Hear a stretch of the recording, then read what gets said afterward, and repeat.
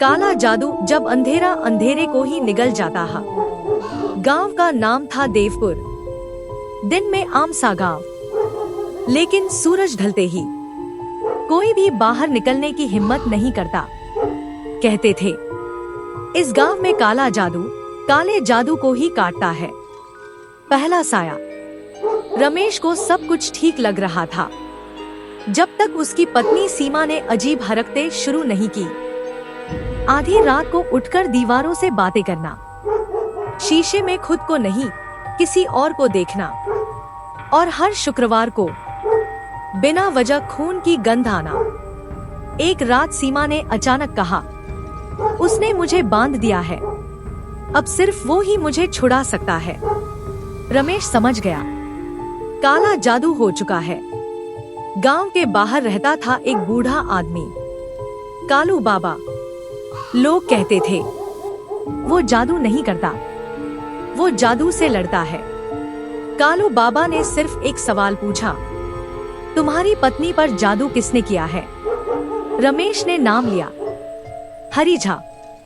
बाबा की आंखें बदल गई। वो तांत्रिक नहीं, वो आत्माओं से सौदा करता है। कालू बाबा ने जमीन पर एक गोला बनाया, बीच में जलती हुई लाल मिर्च, चारों तरफ नींबू में कीले। उन्होंने कहा, सुनो ध्यान से, सफेद शक्ति सिर्फ रक्षा करती है, लेकिन जब कोई आत्मा को बांध दे तो उसे डर से ही भगाया जाता है, और डर सिर्फ उससे भी ज्यादा काला जादू देता है। यानी काला जादू आत्मा को डराता है, और उससे बड़ा काला जादू उस डर को तोड़ता है। अमावस्या की रात, श्मशान। कालू बाबा ने मंत्र पढ़े नहीं, उन्होंने आत्मा को ललकारा।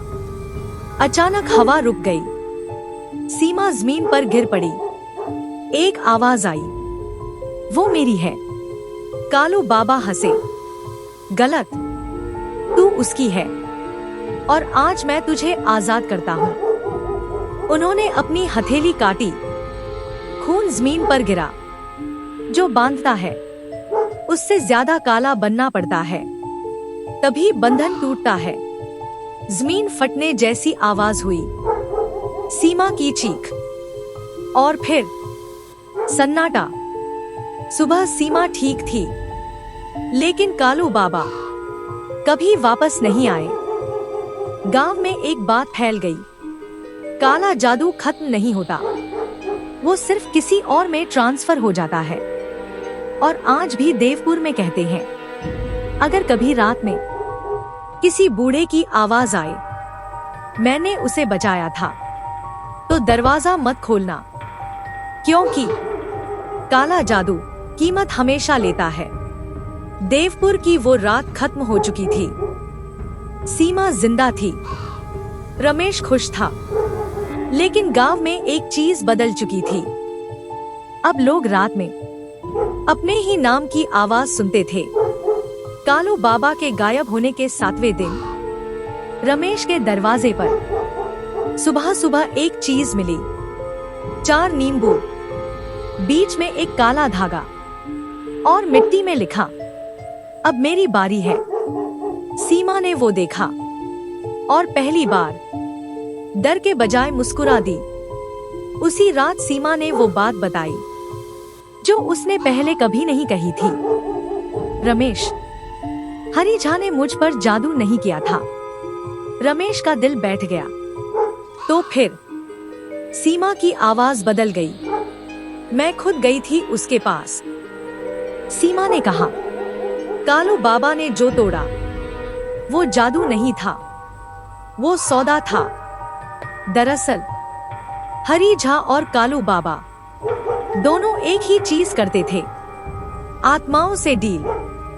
फर्क बस इतना था, हरी झा दूसरों को बांधता था, कालू बाबा खुद को। सीमा ने फुसफुसा कर कहा, हर काला जादू किसी एक शरीर में नहीं टिकता, उसे हर 7 साल नया मालिक चाहिए। और इस बार कालू बाबा ने वो भार खुद ले लिया था। अगली अमावस्या की रात रमेश ने आईने में देखा, पीछे कोई खड़ा था।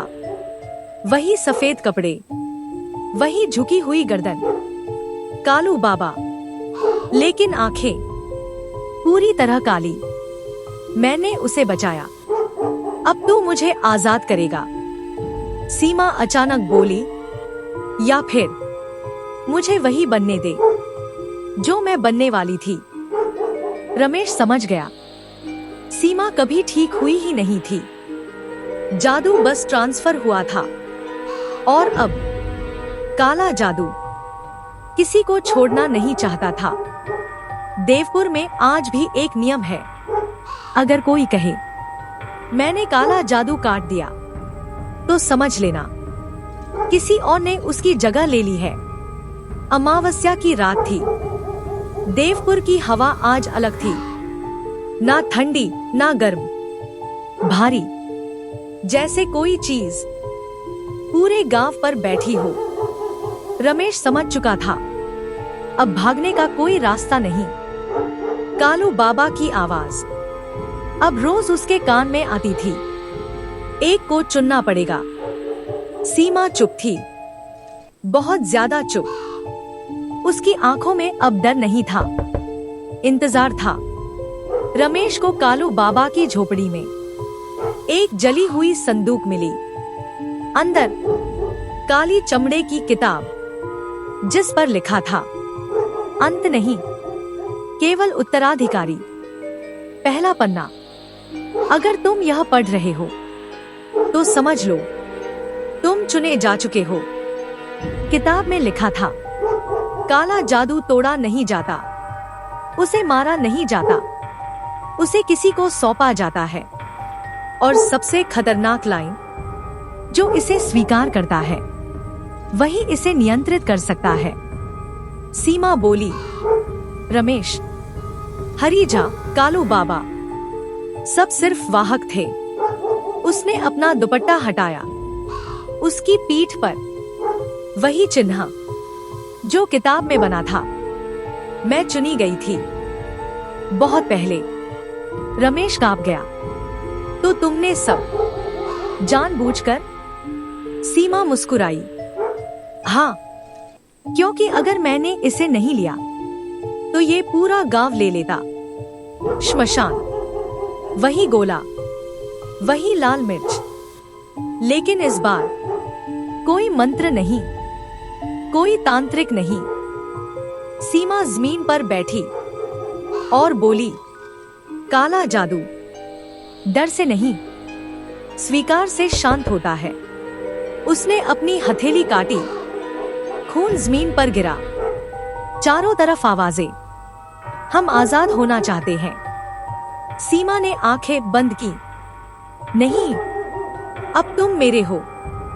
सुबह देवपुर बिल्कुल शांत था। कोई आवाज नहीं, कोई साया नहीं।